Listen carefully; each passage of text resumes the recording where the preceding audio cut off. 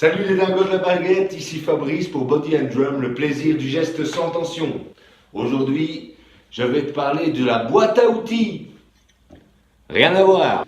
La boîte à outils du geste, bien sûr, parce que pour toi t'exprimer pleinement, eh bien, il faut maîtriser, apprivoiser plusieurs gestes qui sont bien utiles. On y va, c'est parti. Il y a la notion de full stroke. La note pleine, si je veux traduire plus ou moins.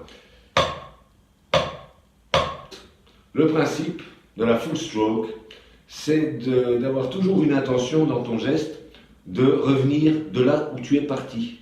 Pour éviter des choses où ça colle et c'est pas toi qui as choisi. Tu dois choisir. Donc,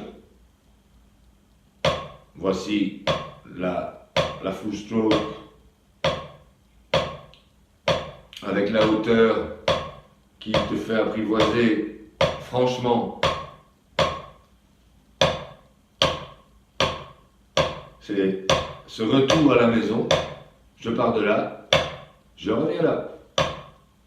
Évidemment, tu peux développer ça à différentes hauteurs. Half stroke d'ailleurs, c'est comme ça qu'ils appellent. Les Américains.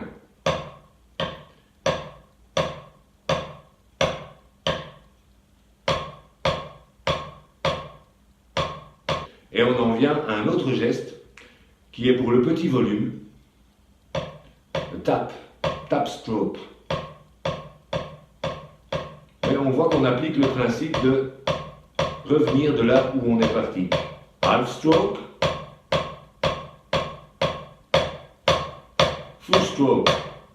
Voici maintenant, ta-da-da, la down stroke.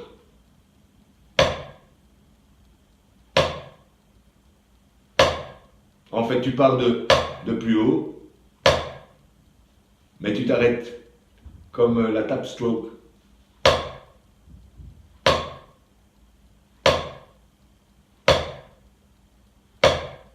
Vient ensuite la up stroke. On part de bas. C'est comme si, par inadvertance, tu avais mis ton doigt ou ta main sur la plaque électrique qui est encore bouillante. Wouh! Donc, full stroke, half stroke, tap stroke, up stroke.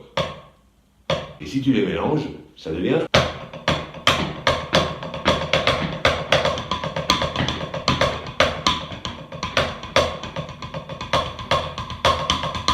C'est super d'avoir tous ces gestes dans cette boîte à outils, parce qu'il y a un sens aussi pour articuler tous tes mouvements.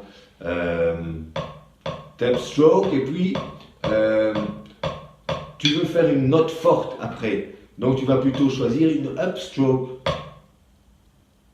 parce qu'on en vient à un concept hyper important en batterie. C'est pas la force qui fait le volume, c'est la hauteur. La hauteur de la baguette par rapport à la surface. Je ne suis plus dans une idée de si je veux frapper fort, c'est la force que je dois mettre. Non, non, c'est plus ça, c'est juste. Je me fais des exercices pour apprivoiser tous les gestes.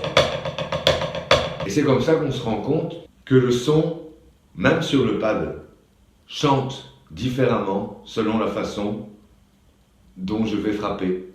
Avec tous ces gestes différents, ça me permet de rendre la technique avant tout chantante et musicale.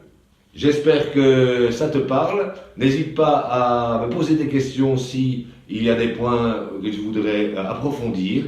J'y répondrai avec plaisir. Alors, surtout prends soin de toi. À bientôt, ciao ciao et abonne-toi.